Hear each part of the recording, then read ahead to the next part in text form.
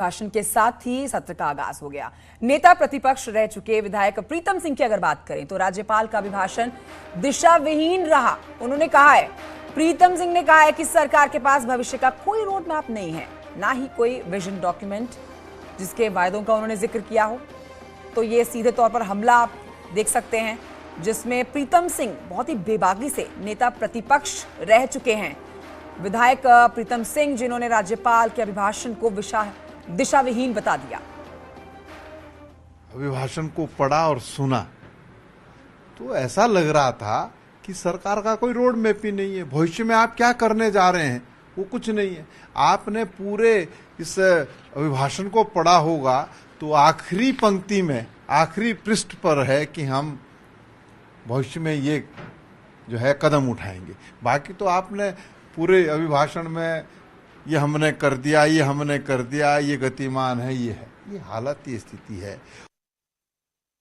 और इस पर और जानकारी के साथ मेरे सहयोगी सुनील नप्रभात जुड़ चुके हैं। सुनील नप्रभात, ये बहुत ही अपने आप में बड़ी बात है कि राज्यपाल के अभिभाषण को दिशा विहीन बताया जा रहा है।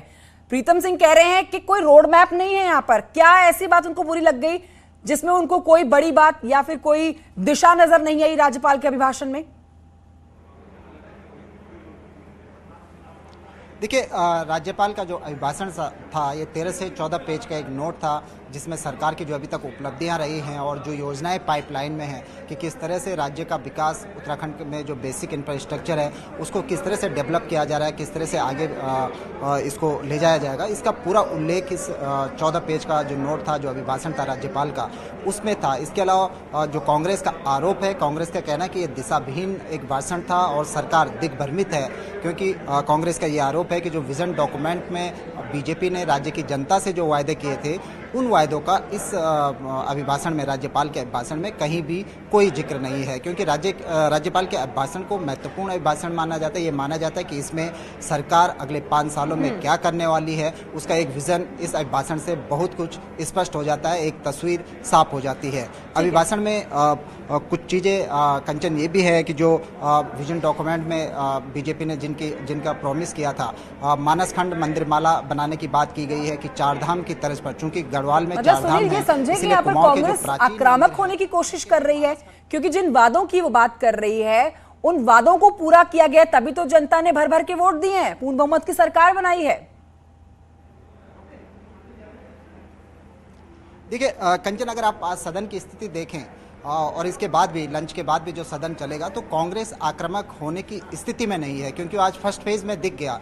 जब सदन शुरू हुआ, राज्यपाल अपना अभिभाषण शुरू करने वाले ही थे तो हरिद्वार ग्रामीण से जो कांग्रेस की विधायक हैं, पूर्व मुख्यमंत्री हरीश रावत की बेटी अनुपमा रावत, उन्होंने बैनर लहराया। उनका कहना था कि जो महंगाई है वो अपने चरम पर है, पेट्रोल और गैस के दामों में लगातार बढ़ोतरी हो रही है। किसी भी कांग्रेस के विधायक ने उनका साथ नहीं दिया और उसके बाद जब सदन की कार्रवाई समाप्त हो गई, जब अभिभाषण संपन्न हो गया, जब सब विधायक बाहर निकले तो अनुपमा रावत ने गैलरी में प्रदर्शन किया, बाकायदा धरने पर भी बैठी, लेकिन उनके साथ कांग्रेस का कोई विधायक नहीं था। मैंने प्रीतम सिंह से ये बात पूछी, वो नेता प्रतिपक्ष रहे हैं पिछली सरकार में। मैंने कहा कि क्यों कांग्रेस के विधायक एकजुट नहीं दिखाई दिए। ये सीधा सा असर था इस बात का कि कांग्रेस अभी तक नेता प्रतिपक्ष का चुनाव नहीं कर पाई है। प्रीतम सिंह का कहना था कि विधायक ने हमसे राय मशविरा नहीं किया, राय मशविरा किया होता तो और विधायक भी साथ में होते। तो कहीं ना कहीं कांग्रेस की जो अंदरूनी गुटबाजी है, अंदरूनी जो सियासत है, वो पहले भी जारी थी, अब भी जारी है। जब सदन चल रहा हो, जब आपके पास एक मौका हो अपनी परफॉर्मेंस का दिखाने का, जनता के सामने जनता की समस्याओं को रखने का, वो मौका भी आप चूक गए। खासकर आज जो फर्स्ट पेज में सदन की जो कार्रवाई में देखने को मिला कि अनुपमा, ठीक है, इसीलिए सुनील मैंने आपसे पूछा कि कोशिश कर रही है, क्योंकि अभी आक्रामक होने की स्थिति में कांग्रेस दूर दूर तक नहीं है। मैं लौटूंगी आपके पास।